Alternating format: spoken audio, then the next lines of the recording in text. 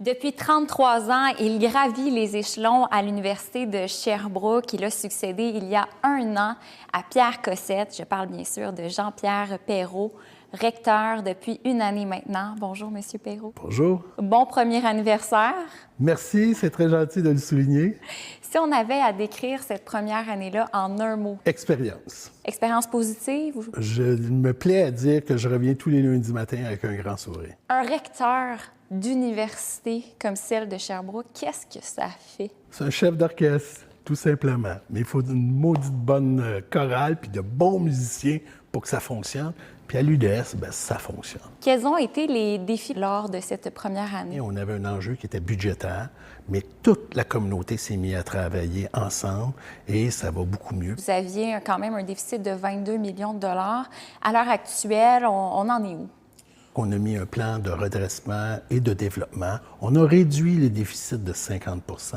Je vois une sortie de crise là, qui va arriver dans l'année ou dans les 2 années à suivre.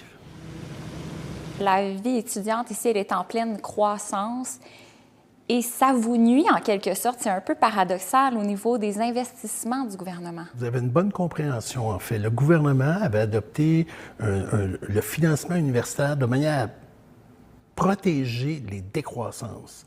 Au fur et à mesure qu'on avance dans le temps, il y a de plus en plus d'étudiantes et d'étudiants qui décident de venir étudier à l'université. Et donc, c'est ce qui n'est pas financé. Donc, c'est pour ça, vous avez raison de dire, plus on avance, plus on est puni. Mais j'aime mieux être le premier de classe, puis éventuellement, j'imagine qu'ils vont reconnaître ça et mieux financer l'Université de Sherbrooke. Donc, les prochaines élections pourraient servir à vous faire entendre en ce sens? Soyez-en certaines.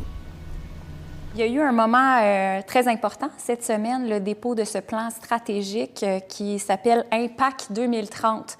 Impact avec un S en plus, parce que c'est ça qu'on veut être, une institution d'impact, que ce soit pour former les meilleurs diplômés de la province, que ce soit pour faire une recherche qui est complètement pertinente et en ligne avec les besoins de la société, que ce soit pour notre positionnement à travers la francophonie mondiale ou encore qu'est-ce qu'on fait en développement durable. Nous voulons être, l'UDS, une institution d'impact. L'Université de Sherbrooke allait chercher beaucoup d'étudiants internationaux avec justement la suppression plutôt du PEC. Quels impacts vous avez observés ici? Nous avons des diminutions importantes des étudiants internationaux. Pour moi, on a cassé un peu le contrat sociétal qu'on avait avec ces étudiants-là. Il faut rétablir et je pense que ça va être une opportunité, la campagne électorale, pour ramener ça comme un sujet de l'heure. C'est important. La présence des étudiants internationaux, c'est important sur les campus universitaires. Ça emmène la diversité, ça permet de former les autres étudiants et étudiantes du campus. Mais en plus, pour l'innovation du Québec, c'est essentiel.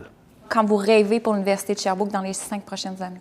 Assurément l'une des grandes institutions de classe mondiale à travers la francophonie. Merci, M. Perrault. C'est un plaisir, ma chère.